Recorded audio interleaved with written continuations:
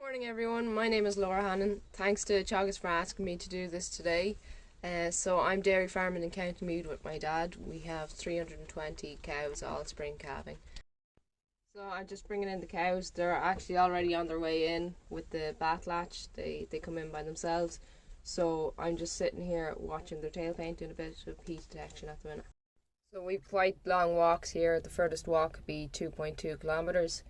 The cows are coming from about 1.6 kilometres today. So this year we put in a strip of astroturf the whole way out the laneway, and you can see the cows prefer to use that.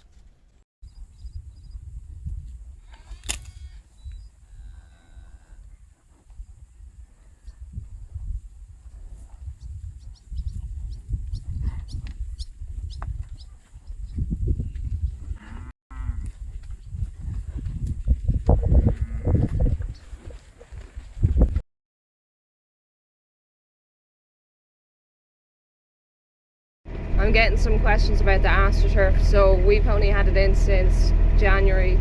I've seen it on a farm before that has it about 5 years now, so it's still in perfect condition. It does get dirty. The rain washes it completely clean, and any big stones on it that we see we take off, but other than that there's no maintenance with it. I'll tell you a little bit about myself while I'm following in the cows. So in 2017 I qualified as a general nurse. I worked in Beaumont Hospital for 2 years in the operating theatres. I loved that job, but as I was working there I was doing the distance learning green search in Teagasc and Navan, and as I was doing that I was realising how much I was missing at home. So in 2019 I decided to come home farming full time and finish the green search while I was farming.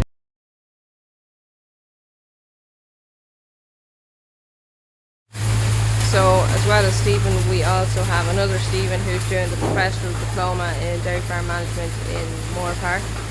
We also get the occasional student from Ballyhaise, Kildalton or even UCD. And we have an occasional visit from the distance learning and part-time green search courses here as well. So plenty of students here.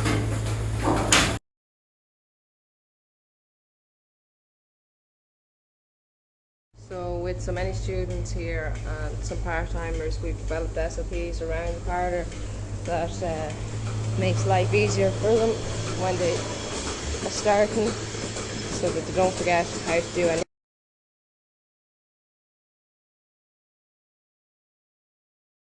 We still have some calves on milk.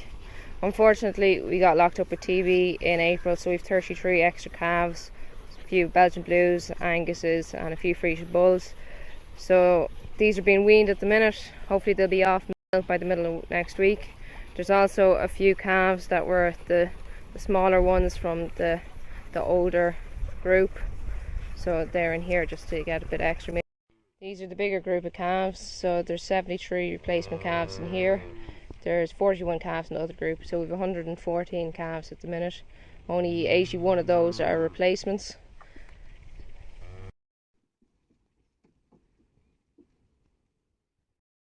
The bigger group of calves are on 1 kilo of meal per head per day, split between morning and evening, and the younger and smaller group of calves is on 2 kilos of meal, split between morning and evening as well. I also give both groups a bag of straw. Last year we had 6 calves with summer scour, so I'm hoping this will prevent it. So far all the calves have got copper boluses. They've been dosed for coccidiosis. The older ones have got 2 shots for black leg, and the older ones have been dosed twice for worms so far as well. So the calves will stay in 2 groups until near enough to housing. They get weighed once a month, and anything that's small or has poor gain will be put in the smaller group just so they've less competition. I put all the information from weighing them into AgriNet, and it gives me targets based on EBI maintenance figure and their breed. So that's extremely useful for identifying ones that are off target. Weighing them is also really useful for identifying a sick calf before it's actually shown that it's sick, and at least you can kind of get ahead of whatever illness it has.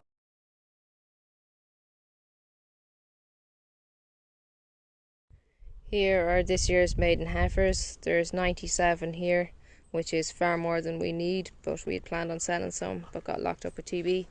So we use a leader follower system here on the out farm, so they're following the calves.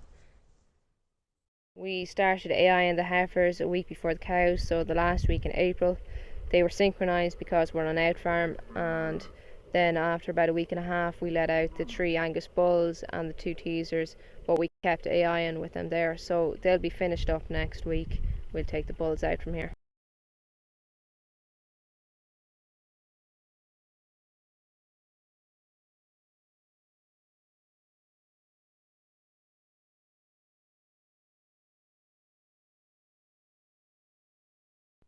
So I'll tell you a little bit about the history of the farm. So it was bought by my great grandfather in 1906. He had a shop up in Dublin and everything was supplied by the farm. So the farm was run by a herdsman until my granddad decided to actually go farming himself. So in 1974 he changed it from a mixed farm into just dairy and started with 30 cows. And then my dad took over in 1995 and the herd has just kept growing and kept growing.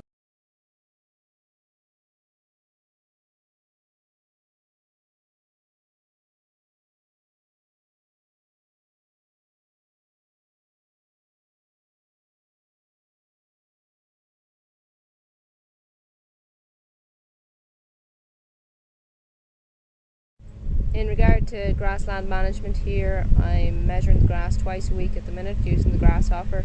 So in spring and autumn it'll be back to once a week, and all the data is put onto Pasture Ireland.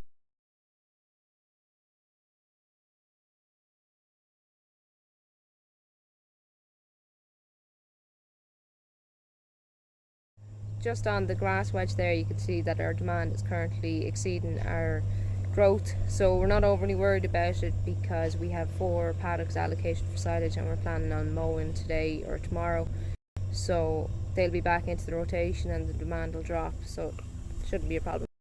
I did the distance learning green cert. I thought it was fantastic. I'd recommend it to anyone. It was only about a day a month for, it was about 18 months. I was able to keep working full time and I learned a lot from it. So I also must say a special thank you to all the advisors in the NAB and Teagasc office for nominating me for the 2020 Teagasc Student of the Year award based on the green cert. So the results of that should be out in the next month or so.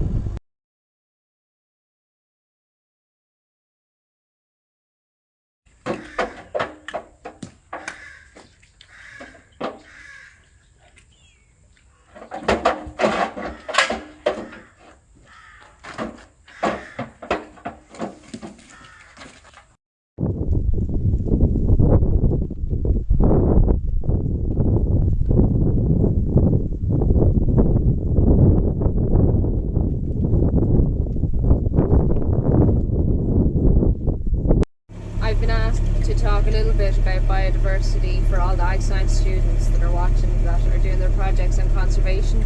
So on our farm we would reseed a bit every year and we put white clover in the mix just to reduce the amount of chemical nitrogen that we have to use.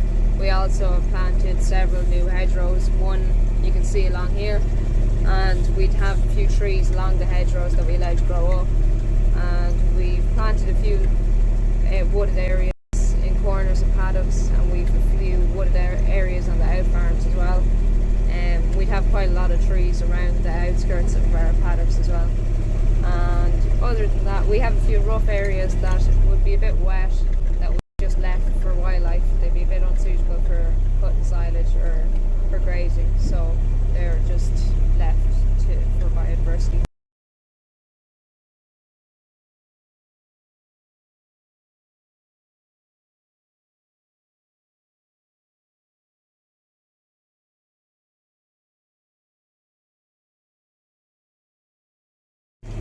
So you may grab your cameras because the weather's great, and Teagasc are now running a photo competition called This Is Dairying.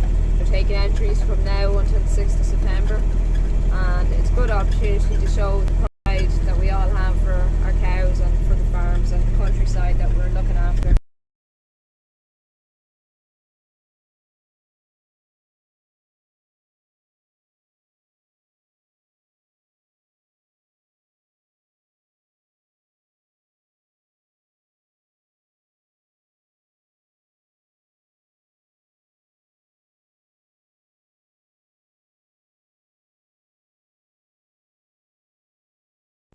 So looking to the future, from September I'm going to do the new part-time level 7 degree in agriculture in DKIT and Ballyhaise. So I'll still be working away here while doing that in the evenings. And then for the future of the farm, we're maxed out here on the grazing block, so we hopefully stay at the same numbers, try to get a bit more land on the grazing block and just be a bit more comfortable with the stocking rate. If we could get more land, then we would increase numbers. But other than that, our only option is to set up a second unit if we do want to go with more cows. So that's me finished for the evening. Hopefully I haven't bored you out of it and I've managed to answer all the questions. So a big thank you to Teagasc for asking me to do this, and to John, Tara and Alison for all their help along the way, and thank you all for watching.